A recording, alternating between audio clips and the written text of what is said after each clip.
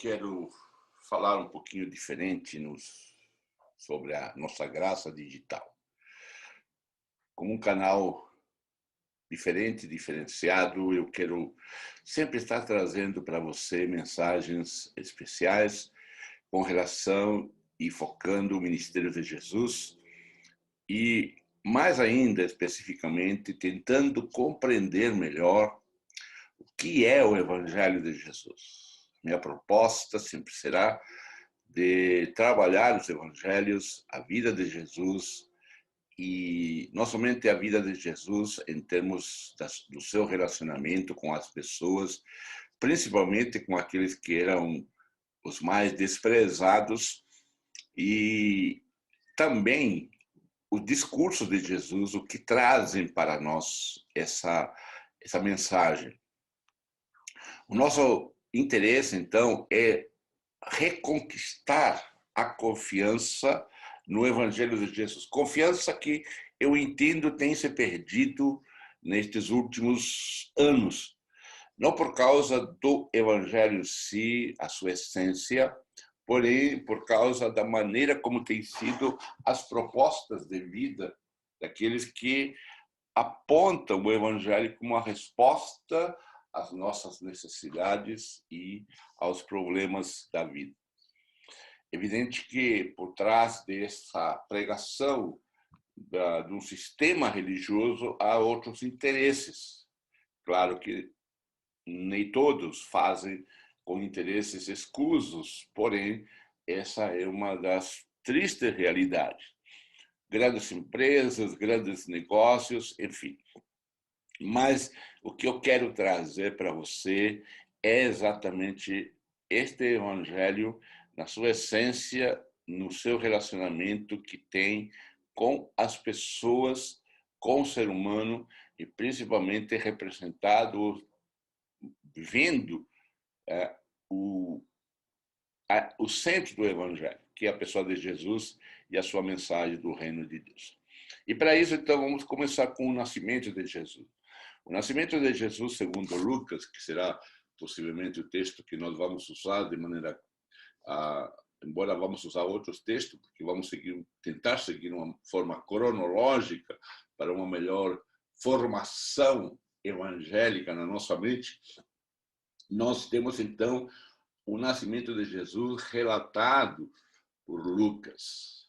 Mateus também traz esta informação quando fala a respeito da manifestação angelical para Maria, para José, por causa da gravidez de Maria.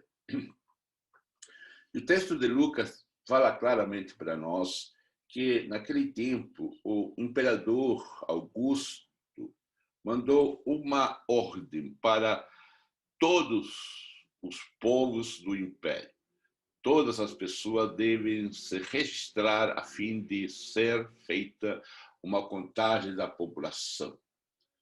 Isso foi feito, ou quando foi feito, naquela época, era o primeiro recenseamento. Então, foi feito esse primeiro recenseamento quando o governador da Síria estava ali com o nome, desculpe, o governador da Síria, chamado Cirene. O texto já nos mostra uma característica muito especial aqui.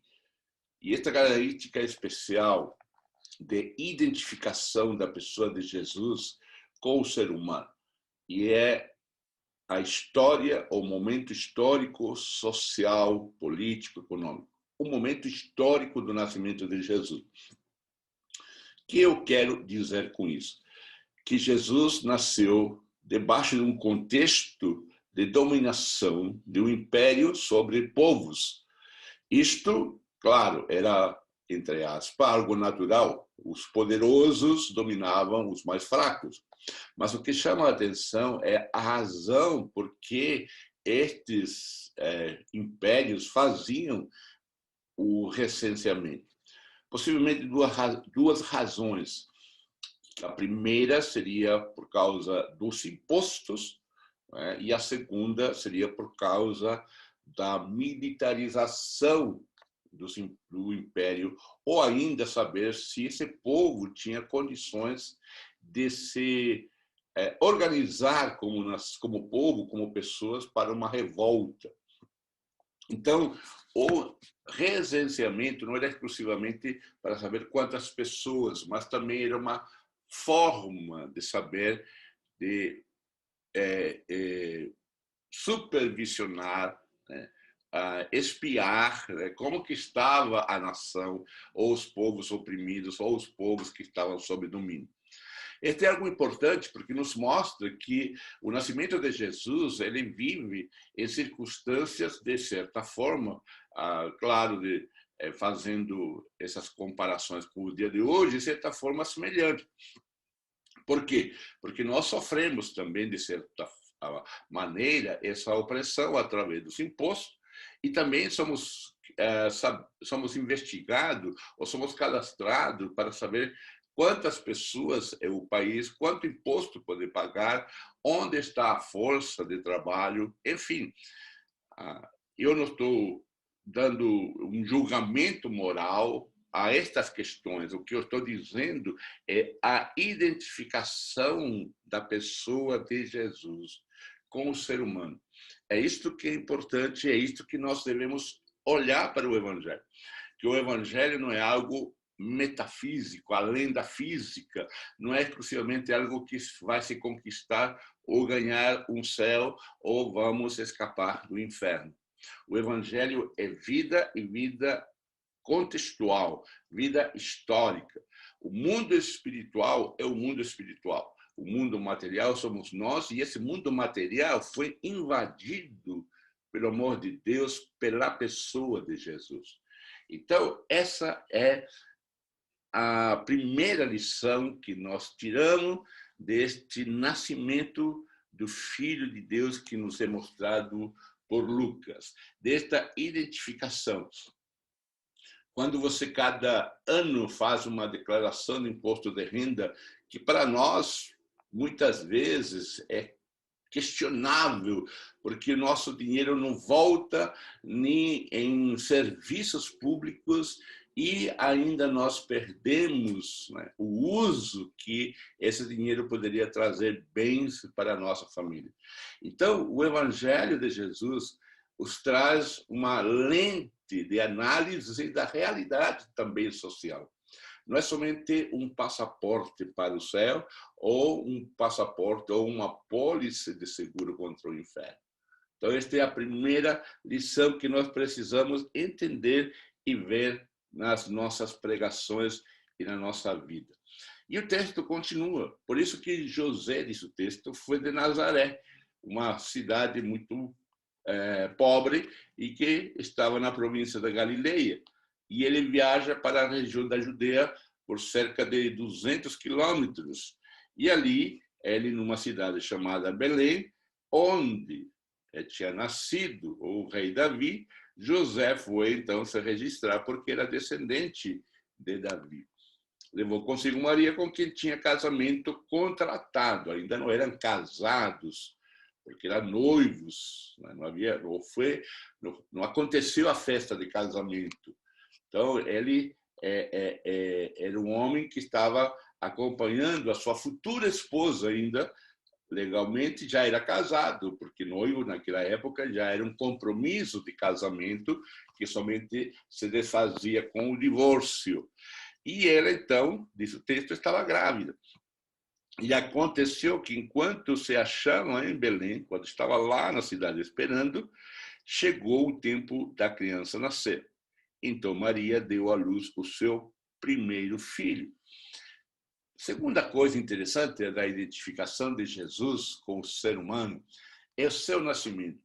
O seu nascimento, biologicamente, se identifica conosco. Então, a primeira identificação ela é histórica, social, em todo um contexto de vida, um contexto natural de vida.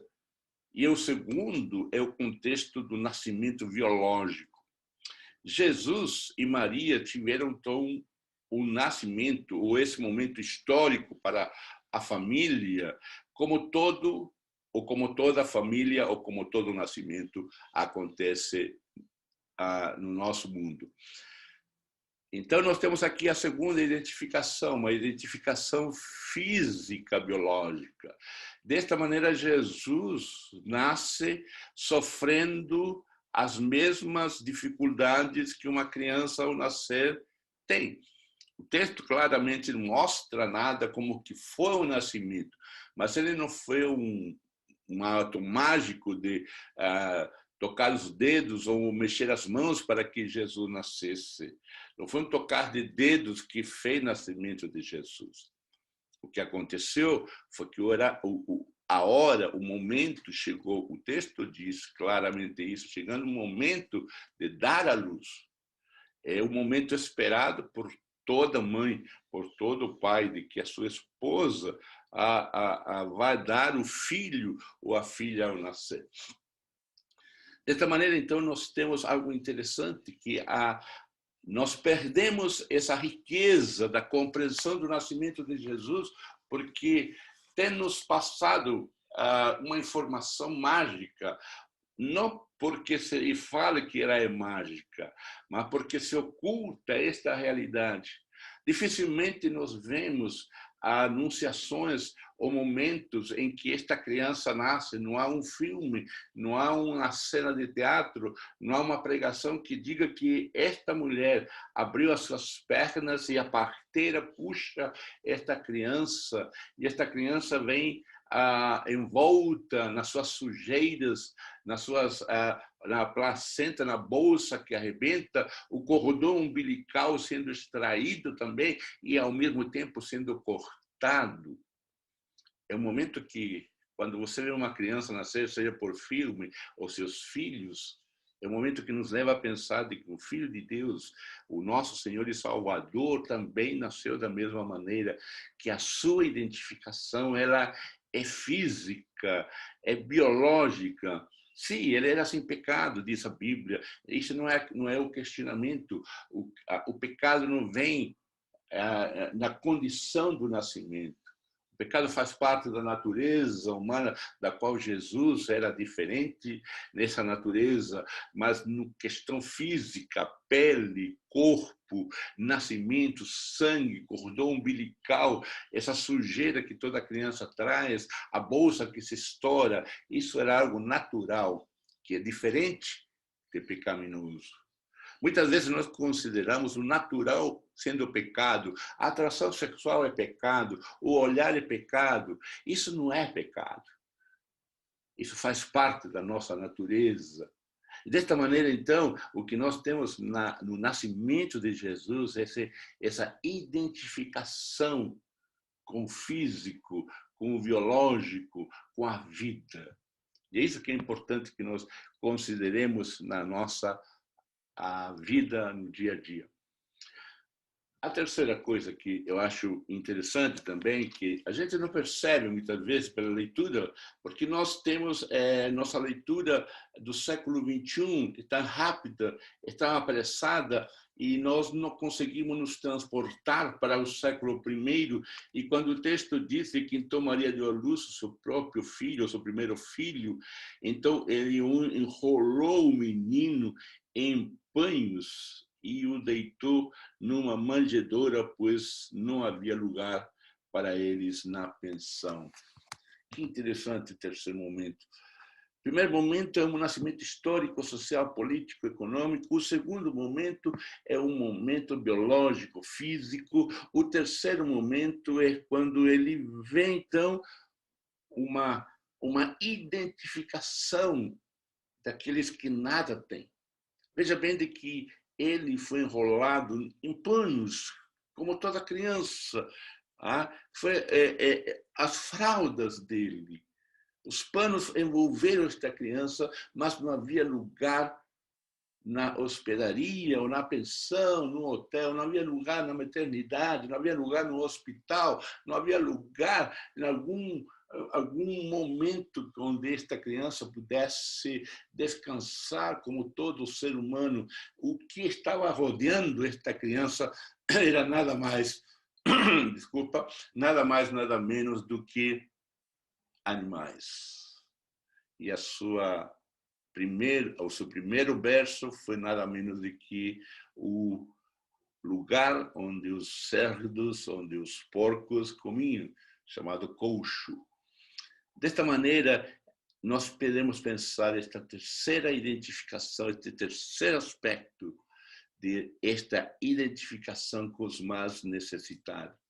Não era somente uma identificação histórica, social, política, econômica de um império que governava ali essa nação, não era somente uma identificação física, biológica, mas também uma identificação com os necessitados.